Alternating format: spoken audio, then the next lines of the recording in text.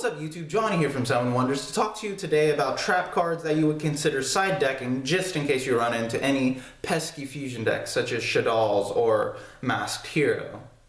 The reason why I choose trap cards is because I believe most decks require monster or spell cards to go and remain consistent so they don't get any slow draws or anything. And I understand ritual cards are a big thing right now, but I don't think you're going to run into any Nekroz decks because they're so up there in price that I don't think anyone's that crazy to go and purchase them all. More so like they'll probably purchase the booster box, but that's another story. So anyway, the first card that I found is an obvious one, Non-Fusion Area. Basically it makes it to where both players cannot fusion someone, which means you could go and make it to where they can't bring out their Chaos, or their Divine Wind, or Koge, or most of all, Dark Law. So which means you could go and stop them that much, just so they can't go and banish your cards or anything. The second card is Success Probability 0%. Basically what it does is that it allows you to go and randomly select two fusion monsters in your extra deck, or in your opponent's extra deck, and send them to the graveyard. Since they weren't properly fusion summoned, they cannot bring them out.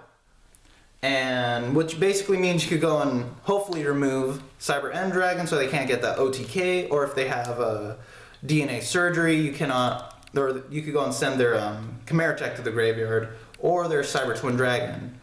And basically if you're running against a Cyber Dragon deck, you could go and feel free to go and blow up their Nova.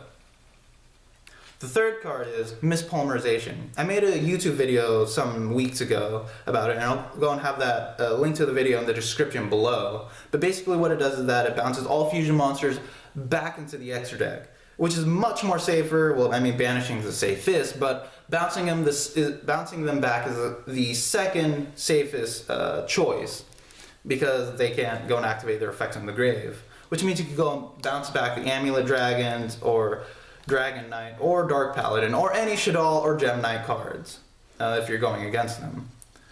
And the last card is one that actually is pretty old, and I found it in an Elemental Energy booster pack. And it is, I don't know how to pronounce this, but I think it's Chthonian Polymer. I think I pronounced that right. I'll go and have that up, just in case you could go and pronounce it much more better than I can, which is most likely true. But anyways, what it does is that when an opponent fusion summons a monster, you could go and tribute one of your monsters and take control of that card, which means if they want to go and get out a giant beater like Five-Headed, you could go and take that. Or if you just want to go and take their Alligator Sword Dragon, you could definitely take that too. It's a beautiful card. But anyway, these cards will definitely go and help you against any fusion deck, or any fusion deck that you're going up against. Let it be Fluffles, Gem Knights, Shaddolls, or any of these four decks. They will definitely go and help. So anyways, thanks for watching, and have a great day.